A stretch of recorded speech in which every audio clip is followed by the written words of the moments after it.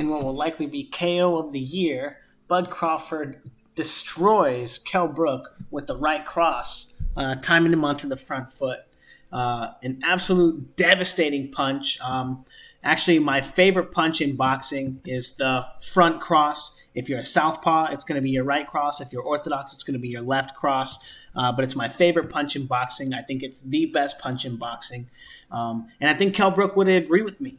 If we take a look back at the beginning of the fight to kind of see how we got here, the beginning of the fight started with Kell Brook using a very similar tactic on Crawford. As Crawford would get to his weight to the front foot, Kell Brook would shoot his jab at him. And he was actually doing a pretty good job of busting him up, catching him with those jabs, and getting him on the front foot, as even Crawford was having a hard time getting to the front foot and attacking Kell Brook, as Kell Brook's timing was so good, as you can see in these clips. Timing Crawford when Crawford would lean onto the front foot and catching him multiple times in the fight.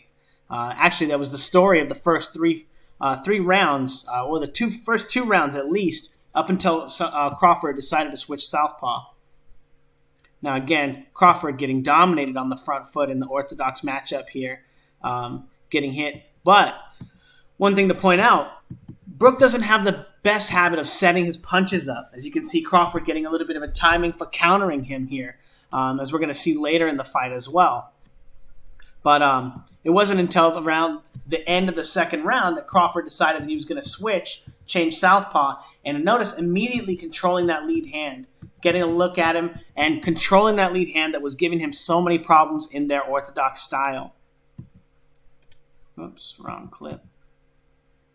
And right away, Brook, looking to take advantage of that timing and that lead hand control that Crawford is looking to establish by opening up with his lead right hand. Now notice, Crawford was immediately looking to counter that with the right cross. And that's something to pay attention to, as he was immediately looking to do that. Now, I want you to pay attention to Brook's weight as he goes from the back foot and starts leaning on the front foot to get his weight into that punch.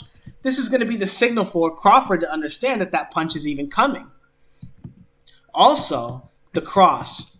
As Brook leans to lean on that front foot and get his weight onto that front foot, Crawford was doing an excellent job in the third round of using his lead cross over the top of Brook's jab to continue creating space and pushing Brook off of his line, and forcing him to fight him in different ways, right? Pick up different patterns. But Brook, no slouch, still having success with his own straight left hands or straight right hands here, as Crawford looks to come in on the line and shoot that right cross that he had so much success with.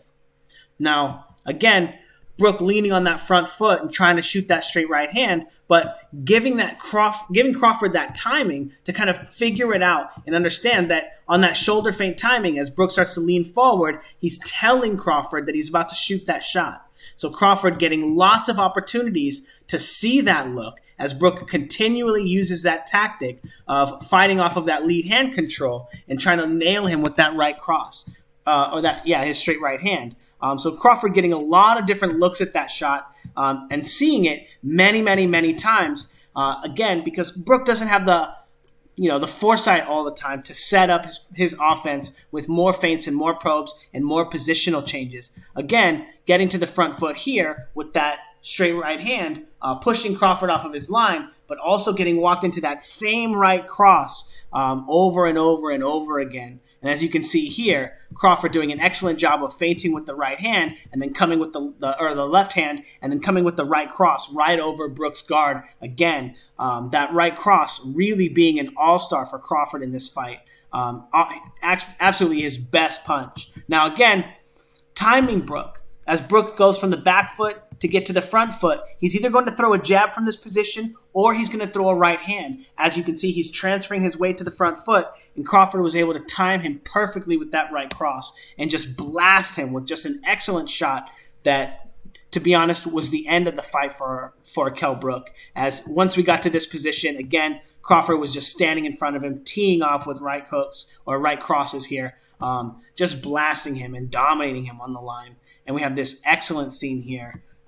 Just brutal knockout in what will very likely wind up being the KO of the year, and done in spectacular fashion, and with great boxing IQ. Again, Crawford noticed that he was not getting the best of it on the versus orthodox positions.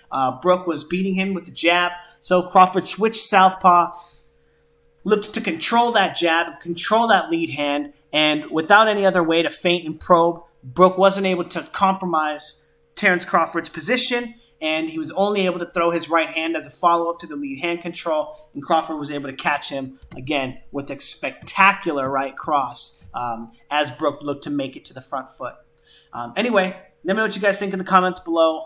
Very likely be doing a full breakdown of this in the morning on Patreon, so if you want to check that out, it's $20 to sign up, $20 a month, and I'll be doing post-fight videos of all the major fights, as well as coaching. If you're looking to get into boxing, you're looking to train, you're looking to do any of this, learn to transfer your weight, cross the line, or change positions. In my boxing philosophy and my boxing theory, crossing the line, changing positions, and transferring your weight are the three most important ideas in all of boxing. And if you'd like help learning how to do any of those things, check it out. Thanks, guys.